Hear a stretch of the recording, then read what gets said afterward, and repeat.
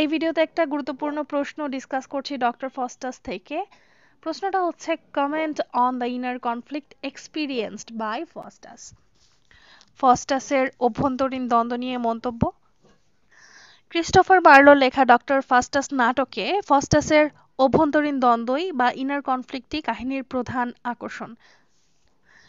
এতে দেখায় যে কিভাবে তার অসীম জ্ঞান ও ক্ষমতার আকাঙ্ক্ষা, তার আত্মার পরিত্রাণের যে আকুতি, তাকে দ্বন্দ্বে কিভাবে ফেলে। ফস্টাসের ইনার কনফ্লিক্টের মূল কিছু কারণ।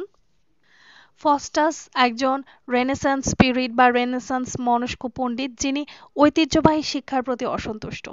তিনি অসীম জ্ঞান ও ক্ষমতা অর্জনের জন্য কালো জাদুর চর্চা শুরু করেন, যদিও তিনি জানেন এর জন্য তাকে ভয়ঙ্কর মূল্য দিতে হতে পারে। একদিকে তিনি বুঝতে পারেন যে এটি নৈতিক ও ধর্মীয়ভাবে ভুল, অন্যদিকে তার অহংকার ও উচ্চাকাঙ্ক্ষা তাকে এই পথ থেকে সরতে দেয় না। তিনি ধর্ম, আইন, চিকিৎসা ইত্যাদিকে তুচ্ছ করে বলেন, a sound magician is a mighty god. অর্থাৎ একজন সত্যিকারের জাদুকরই প্রকৃত ঈশ্বর হতে পারে। এই বক্তব্যই তার অভ্যন্তরীণ দ্বন্দ্ব বা ইনার কনফ্লিক্টের সূচনা করে। তিনি ঈশ্বরের শক্তি চান, কিন্তু তার জন্য ঈশ্বরকে প্রত্যাখ্যান করেন। এদিকে আবার গুড অ্যাঞ্জেল এবং ব্যাড অ্যাঞ্জেলের কিছু ভূমিকা রয়েছে। ফাস্টাস এই নাটকে গুড অ্যাঞ্জেল এবং ব্যাড অ্যাঞ্জেলের মাধ্যমে তার ইনার কনফ্লিক্টটা চিত্রিত হয়েছে। গুড অ্যাঞ্জেল তাকে বারবার অনুশোচনা ও ঈশ্বরের কাছে ক্ষমা প্রার্থনা করতে বলে, অন্যদিকে ব্যাড অ্যাঞ্জেল তাকে বলে সে আর অনুতপ্ত হতে পারবে না এবং ক্ষমাও পাবে না। সে যখনই অনুশোচনার কথা ভাবতে থাকে, তখনই ব্যাড এঞ্জেল বা মেফোস্টিফেলিস তাকে মনে করিয়ে দেয় সে চিরতরে ধ্বংস হয়ে গেছে।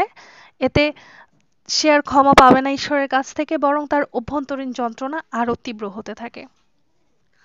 শয়তানের সাথে চুক্তি করার পরও কিন্তু ফস্টাসের মনের কষ্ট দূর হয় না। একদিকে তিনি মেফোস্টিফেলিসের দেওয়া সুখ ও ভোগবিলাস উপভোগ করেন, অন্যদিকে যখনই তিনি নরক ও চিরস্থায়ী শাস্তির কথা ভাবেন, তিনি ভীত হয়ে পড়েন। যখন তিনি মেফোস্টিফেলিসকে জিজ্ঞাসা করেন নরকের অস্তিত্ব সম্পর্কে, তখন মেফোস্টিফেলিস বলে নরক সব জায়গায় আছে। এই কথাটা তার ভেতরে একটা তীব্র আতঙ্ক সৃষ্টি করে।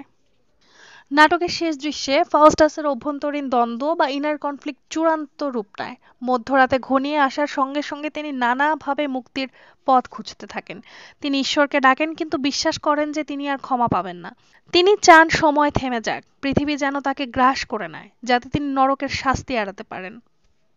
এইসবই হচ্ছে ফস্টাসের ইনার কনফ্লিক্ট।